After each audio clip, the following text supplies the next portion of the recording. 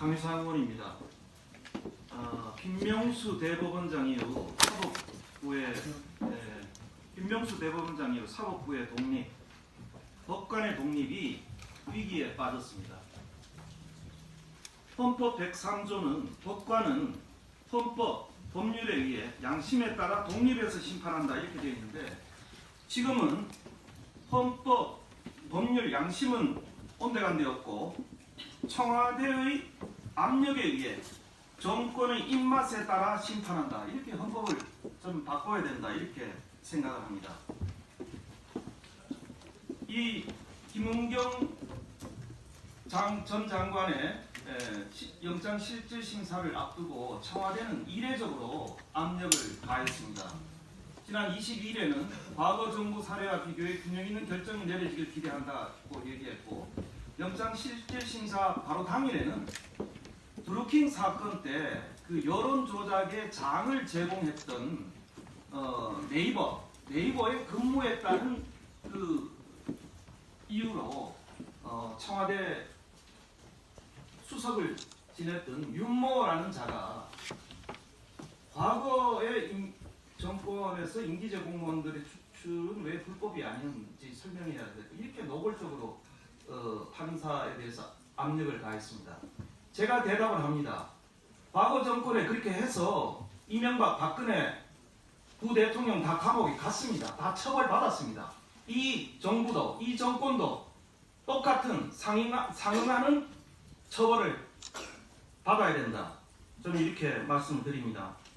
자, 이 청와대가 이렇게 압력을 내리고 압력을 가한 이유는 불보듯 뻔합니다. 바로 김은경 장관이 구속되면 바로 청와대에 대한 직접 수사가 이루어집니다.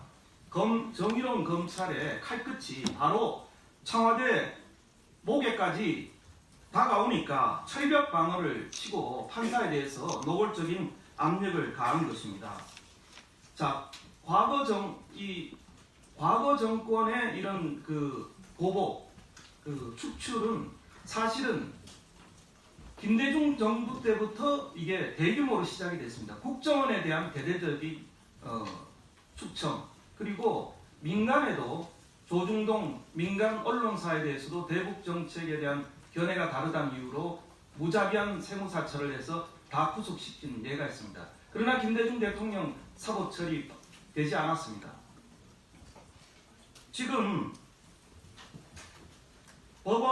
지금 판사의 이 영장 기각 사유를 보면 참 기가 막힙니다.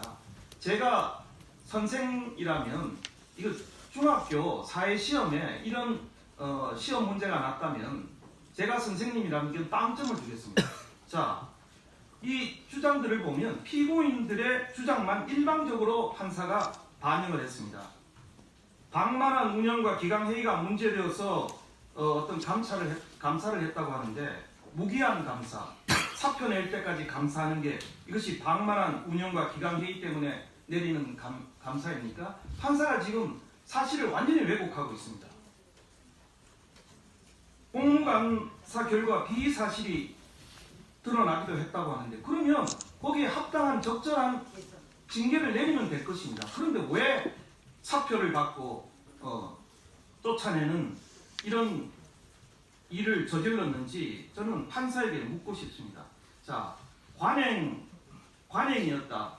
제가 말씀드렸지만 관행이면 처벌하지 않는다. 이것이 촛불 정부 하에서 이게 정말 나올 수 있는 말입니까?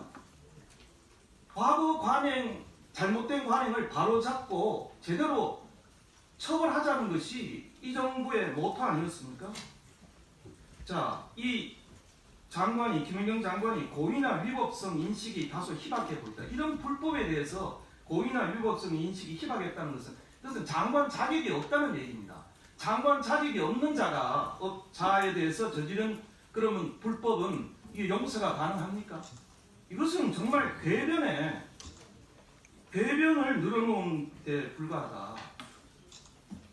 그러면 죄가 몰랐다면 이게 가벌성이 낮은 겁니까? 이것은 형법 교과서를 다시 써야 된다. 저는 이렇게 참 개탄을 합니다. 퇴직자여서 도주의 우려가 없다. 그러면 김학의는 왜 해외 출국을 싫어했을까요?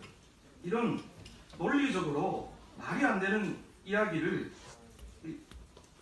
쓰면서 판사가 이 자신의 결정을 합리화했습니다만은 이해가 가지 않는 바도 아닙니다. 이 정권이 드루킹 유죄를 판결한 성창호 판사에 대해서 기소함으로써 사법부를 공포에 빠뜨린 점에 대해서는 한편 이해는 가지만, 그러나 판사는 헌법 103조에 의해서 정말 헌법 법률에 의해 그리고 그 양심에 따라 독립해서 심판한다는 점을 다시 한번 강조를 드리고요.